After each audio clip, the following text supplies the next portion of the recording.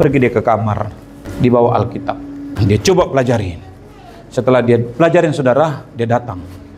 Pak, apa hubungannya rambut gondrong dengan kuliah? Alkitab juga mencatat Tuhan Yesus pun gondrong. Yang kedua dikatakan, saya juga baca Simpson pun apa? Gondrong. Orang tua juga dapat hikmat. Oke, kalau begitu, shalom. Ya, salam sejahtera bagi kita semua. Tuhan juga mau setiap kita yang percaya lebih lagi dari waktu-waktu yang lalu, untuk kita lebih lagi menyenangkan akan hati Tuhan. Amin. Ini Bapak Ibu yang kasih Tuhan, kita buka Alkitab kita dalam 2 Raja-Raja pasal yang kelima, ayat yang pertama sampai dengan ayat yang kelima. Baik, dengan perikop Naaman disembuhkan. Kalau kita melihat dalam ayat ini, dari peristiwa penyembuhan yang terjadi atas Naaman, apa yang dilakukan Naaman ini sebagai panglima Raja Aram. Naaman ini, sekalipun dalam kepangkatan dia sebagai panglima, disebutkan dalam Alkitab sakit kusta. Pada waktu itu sakit kusta adalah penyakit yang belum ditemukan obatnya, dan sakit ini adalah penyakit yang berbahaya yang bisa membawa kepada kematian. Ada perjuangan yang dilakukan Naaman, sehingga dia berusaha untuk mendapat kesembuhan dalam hidupnya.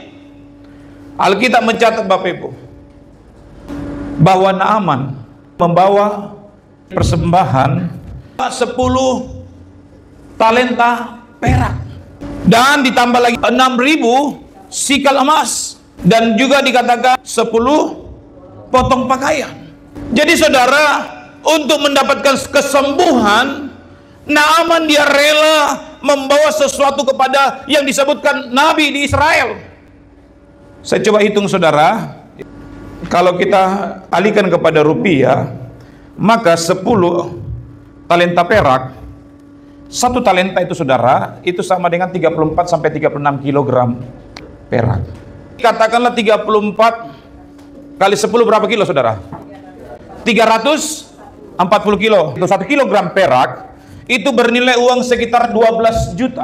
Nanti kalau kita hitung saudara, ya 340 kilogram perak kali 1 kilonya 12 juta, maka berkisar sekitar 4 miliar lebih.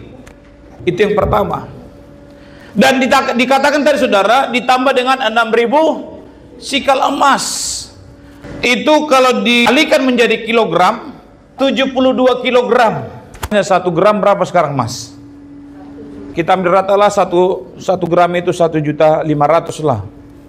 Berarti 1 gram itu 1.500.000 kali 72 kilo. Kalau saudara dikalikan, hitungan kasarnya itu lebih kurang sekitar 140 miliar. Tadi perak berapa? 4 miliar. Ditambah emas tadi berapa? Berarti berapa saudara totalnya? 144 miliar. Artinya saudara, Naaman untuk mendapat kesembuhan dari Raja Israel, Naaman telah mempersiapkan 144 miliar untuk mendapatkan kesembuhan. Ada orang berkata, sakitmu ini hanya bisa disembuhkan dengan membawa uang 144 miliar. Kira-kira saudara berpikir bagaimana? Ya, kita bangun gereja besar sini saudara langsung ya. Naaman dia mempersiapkan sebelum dia bertemu dengan Nabi yang ada di Israel, Elisa. Boleh tampak luar punya bintang banyak saudara. Dia punya relasi yang hebat, dia punya penghormatan yang dikagumi orang. Tetapi saudaraku yang kasih itu, Tuhan mau dalam setiap hidup kita, bukan jabatan, bukan pangkat, bukan lain sebagainya, tetapi Tuhan mau kita adalah orang-orang yang mau menyenangkan hati Tuhan. Amin. Nah, kalau kita menyenangkan hati Tuhan, itu lebih dari segalanya. Menyenangkanmu apa? Senangkanmu. Apa lagi? Hanya itu kerinduanku. Apa lagi saudara? Menyenangkanmu, senangkan hatimu. Hanya itu kerinduanku. Ini baru bernyanyi saja menyenangkan Tuhan, pelitnya minta ampun. Nah, saudaraku yang dikasih oleh Tuhan, yang pertama saudara, bagaimana kita bisa menyenangkan hati Tuhan? Kalau kita untuk memuji Tuhan juga malas. Hanya untuk bertepuk tangan saja apa? Malas. Makanya kita bersyukur kalau Tuhan masih berikan kesempatan kita bisa bernyanyi dengan baik, amin. Kita masih bisa bergerakkan tangan kita untuk memuji Tuhan dengan baik, amin. Tuhan mau kita orang-orang yang bisa menyampaikan ataupun pewarta kabar-kabar baik. Kita lihat saudara dari kisah ini dalam ayat yang kedua. Orang Aram pernah keluar bergerombolan dan membawa tertawan seorang anak perempuan dari negeri Israel. Ia menjadi pelayan pada istri Naaman.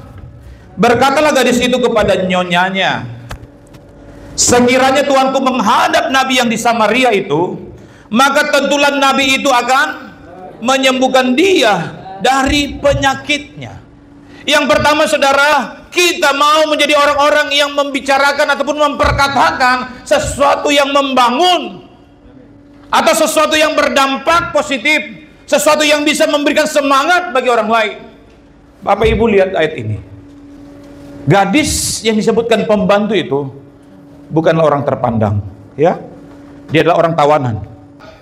Dia hanya seorang budak, dia hanya seorang pembantu, tapi dia bisa berkata-kata, dia bisa berbicara, dia bisa membangun, dia bisa menjadi orang yang bisa memberikan solusi. Bayangkan saudara, pembantu memberikan masukan kepada nyonyanya. Apa aja sih kau bisa kau tahu? Kau itu kan nggak ada apa-apanya. Tapi saudara, mewartakan di sana ada Nabi Elisa yang bisa memberikan kesembuhan. Apa saudara yang terjadi? Ayat yang keempat. Lalu pergilah Naaman memberitahukan kepada tuannya, kepada Raja Aram ini ya. Katanya, beginilah dikatakan oleh gadis yang dari negeri Israel itu. Makanya kalau ada orang yang dikasih nasihat, itu tujuannya baik. Tapi kalau sudah dikasih tahu terus diberitahu nggak ngerti, berarti dia tidak butuh nasihat, berarti tidak tanggung jawab kita. Hidup ini kita harus menjadi orang motivator, bukan menjadi apa provokator. Suka motivasi, jangan jadi yang dekat dengan kompor sehingga lihat saudara, Naaman dia mendengar kabar baik dari pembantunya. Jarang-jarang usul pembantu diterima oleh komandan. Tapi itu saudara, karena dia mempertaruhkan itu bisa menyembuhkan. Dengan yakin dia berkata dia bisa menyembuhkan. Kalau dia bilang mudah-mudahan udah bawa 144 miliar nggak sembuh saudara ya. Tapi dia bilang dia bisa menyembuhkan. Karena dikatakan dia bisa menyembuhkan, dengan yakin dia bawa 144 miliar saudara untuk mendapat kesembuhan.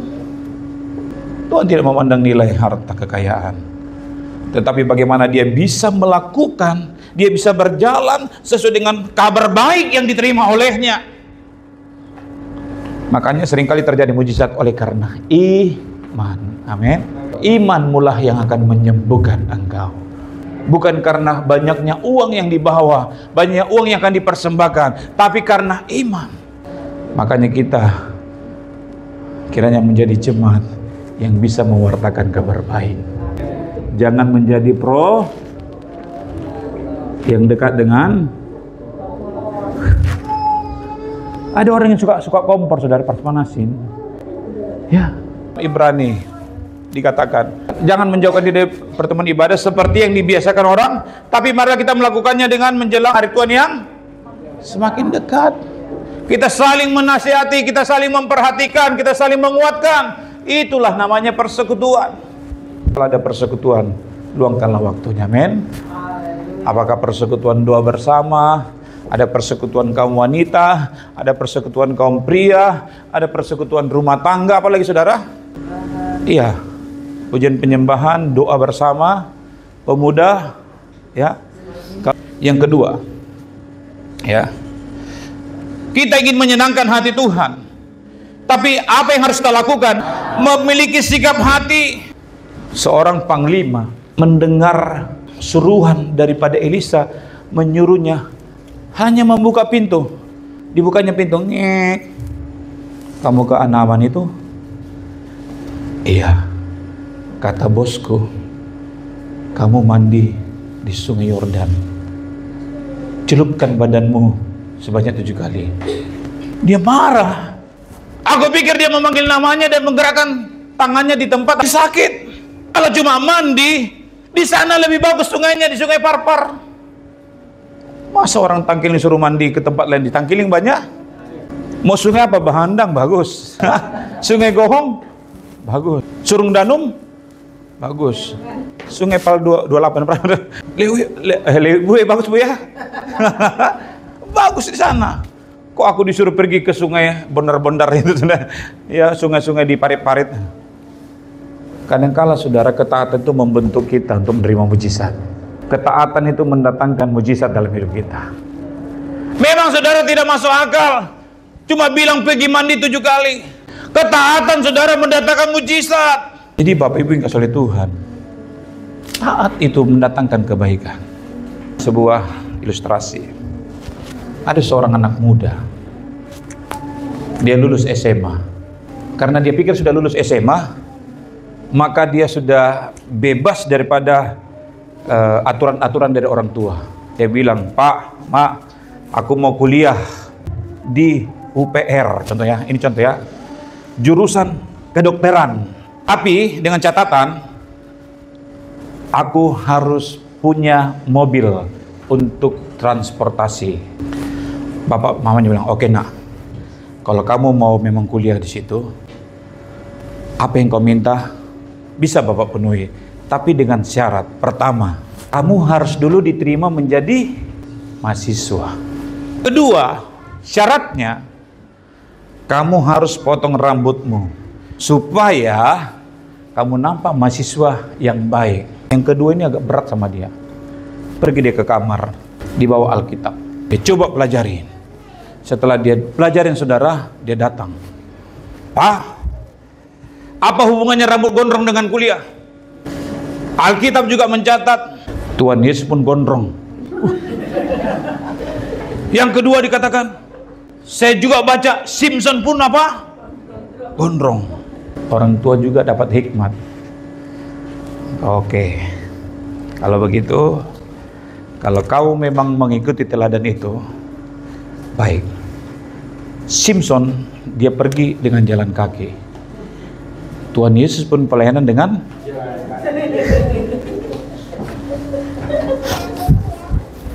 jadi, kalau mau kamu berkat, harus taat apa kata orang tua.